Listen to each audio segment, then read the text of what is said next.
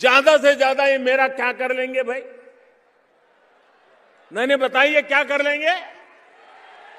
अरे हम तो फकीर आदमी हैं, झोला लेके चल पड़ेंगे जी। মোদিজির ঝোলা নিয়ে বেরিয়ে পড়ার সময় মনে হয় এসে গেছে, কারণ গতকাল নাগপুরে আরএসএসের এক অনুষ্ঠানে হাজির হয়ে সরসাঙ্গ চালক মোহন ভাগবত তেমনটাই উক্তি করেছে, তেমনটাই ইঙ্গিত করেছে।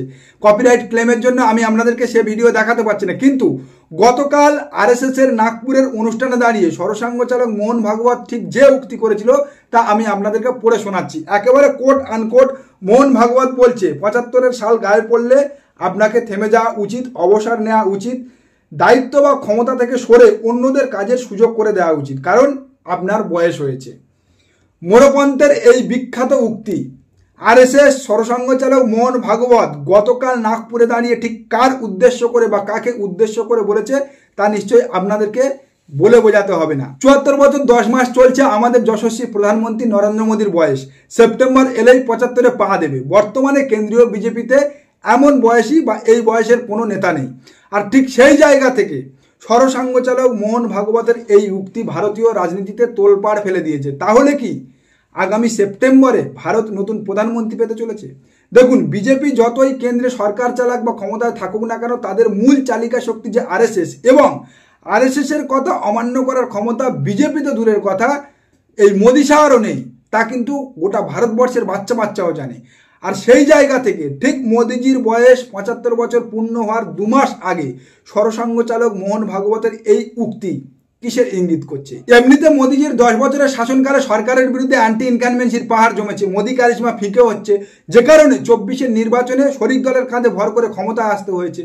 বর্তমানে প্রতিবেশী সমস্ত রাষ্ট্র নেবার কান্ট্রিদের সঙ্গে সম্পর্ক খারাপ হয়েছে, বিশ্বের রাজনীতিতে মোদিজির জায়গা সংকীর্ণ হয়েছে, ভারত সমর্থন হারাচ্ছে, এবং বর্তমানে দাঁড়িয়ে একের পর এক রাষ্ট্র ভারতের বিরূপ মনোভাব পোষণ করছে, ভারতের বিরুদ্ধে কথা বলছে। আরএসএস বুঝে গিয়েছে সময় এসেছে মুখ বদলাতে হবে, না হলে ক্ষমতায় কামব্যাক করা তো দূরের কথা, আগামী দিনে অকাল পট পরিবর্তন দেখতে হবে। এ বিষয়ে আমি যাদবপুরের এক প্রবীণ আরএসএস প্রচারকের সঙ্গে কথা বলেছিলাম। তিনি আমাকে জানালেন যে আরএসএস তাদের সংকল্প, শিষ্টাচার, আদর্শ ও নিয়মানুবর্তিতার বিষয়ে ভীষণ কঠোর।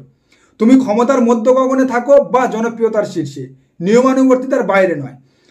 সময় বা ক্ষেত্র বিশেষে সেটা কিছুটা পরিস্থিতি এদিক ওদিক হতে পারে, কিন্তু মোদিজিকে এবার রিটায়ার নাকি করতেই হবে। 75 ঊর্ধ্ব হিসাবে তাকে দলের বরিষ্ঠ পরামর্শদাতার আসনে সরে যেতে হবে। সেক্ষেত্রে আমি সেই ভদ্রলোককে প্রশ্ন করেছিলাম, যদি মোদি শাহ বা ভারতীয় জনতা পার্টি এই নীতি মানতে অস্বীকার করে তাহলে কি হবে?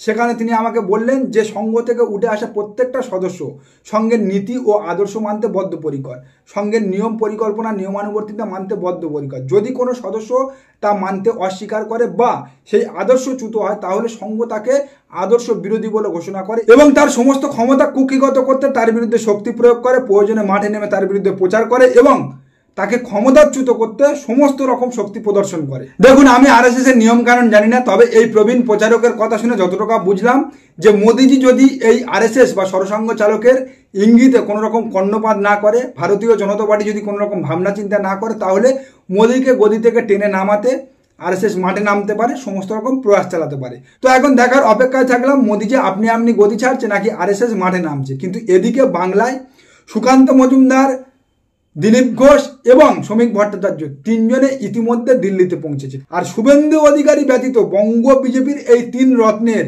দিল্লি যাত্রা নিয়ে বঙ্গ রাজনীতিতে ইতিমধ্যে জোর চর্চা শুরু হয়ে গিয়েছে। আর সেই সমস্ত চর্চা শুনে আমাদের দাদা সব সত্যি গড় করে বলে দিচ্ছে কার টাকা কোথায় যায়, কে কত ভাগা পায়, কে কাকে পৌঁছে দেয়। এরা টাকা তুলে মানে সিভিক আর ভিলেজ পুলিশ আইসিওসিদের দেয়, আইসিওসিরা একটা পার্সেন্টেজ রেখে এসপি কে পাঠায়, এসপি বাকিটা দিল্লিতে পাঠায়, কোলাঘাটে পাঠায়, দিল্লিতে পাঠায়, কোলাঘাটে পাঠায়। পুরোনো একটা প্রবাদ আছে, সাগর কখনো শুকায় না আর সত্য কখনো চাপা যায় না। শুভেন্দু অধিকারী আজকের সব সত্য বলে ফেললেন গড় করে নিজে মুখে। পুলিশের তোলা আদায়ের তোলার টাকার ভাগ কোথায় কত যায়? দিল্লিতে 75, কোলাঘাটে 25। এখন হয়তো অনেকে বলবেন স্লিপ অফ টাং, মুখ ফসকে বলে ফেলেছে। হ্যাঁ, মুখ ফসকে সত্যিটাই বলে ফেলেছে, না হলে শুভেন্দু অধিকারীর মতো সেন্সিটিভ নেতা তাও আর স্লিপ অফ টাং? মশাই, গত 5 বছরে এমন 5টা স্লিপ অফ টাং আপনি খুঁজে বার করে দেখান তো। তৃণমূল কংগ্রেসে থাকাকালীন তিনি যে কালচারটা তৈরি করেছিলেন, যে কালচারটা এস্টাবলিশ করেছিলেন, সেই কালচার তো এখনো চলছে। তিনি দল পরিবর্তন করেছে, কিন্তু অফিসাররা তো দল পরিবর্তন করেনি। তাই ষষ্ঠবার সৃষ্টিকর্তাকে না দিয়ে প্রসাদ কি তাদের পেটে যাবে? আগে মুখ্যমন্ত্রী আর রাজ্য সরকারের ভয় দেখাতো, এখন স্বরাষ্ট্রমন্ত্রী, ইডি, সিবিআই, ইনকাম ট্যাক্স।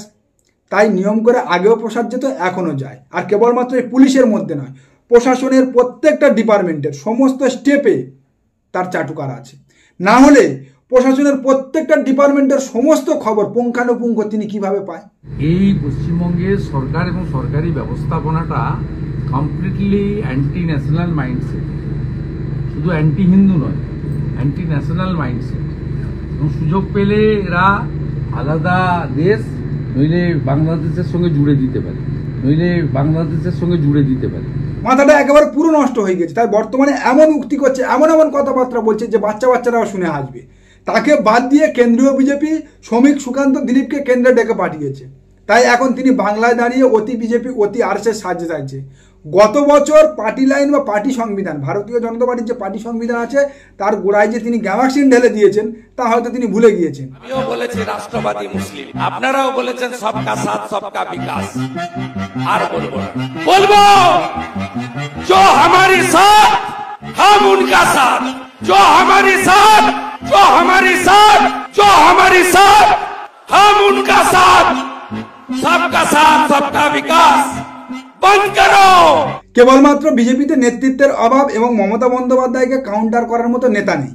আর মমতা বন্দ্যোপাধ্যায়ের স্কুলে যেহেতু এই শুভেন্দু অধিকারী পড়েছে, সে কারণে এই শুভেন্দু অধিকারীকে ভারতীয় জনতা পার্টি বিরোধী দলনেতা করেছে, যাতে তার জানা যে হাঁড়ির খবর আছে তৃণমূল কংগ্রেসের, সেটা নিয়ে তিনি দিবারাত্র মমতা বন্দ্যোপাধ্যায়, অভিষেক বন্দ্যোপাধ্যায় এবং তৃণমূল কংগ্রেসের ভাববাপন্ত করতে পারে, গালিগালাজ করতে পারে। এর বাইরে আর তার দ্বিতীয় কোনো জায়গা নেই, স্থান নেই ভারতীয় জনতা পার্টিতে।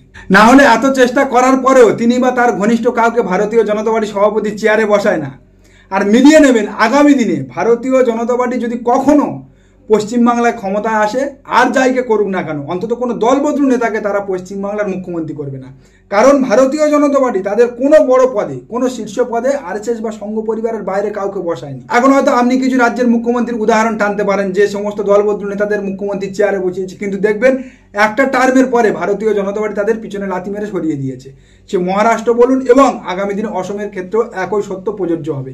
ভারতীয় জনতা পার্টি কখনো সংঘ বা আরএসএস এর বাইরে কাউকে তাদের শীর্ষ পদে বসায়নি। তবে হ্যাঁ, দাদা যেভাবে হাইকোর্টে ছুটে যাচ্ছে, তিনি বলছেন তিনি নাকি এ পর্যন্ত 85 বার হাইকোর্টে গিয়েছে। তবে হাইকোর্টে এই যে 85 বার দাদা গিয়েছে, যদি আরও 85 বার যায় বা সেই যাওয়া আসার রাস্তা চালু রাখে, তাহলে হয়তো কলকাতা হাইকোর্ট তাকে বাংলার মুখ্যমন্ত্রী পদে বসাতে পারে।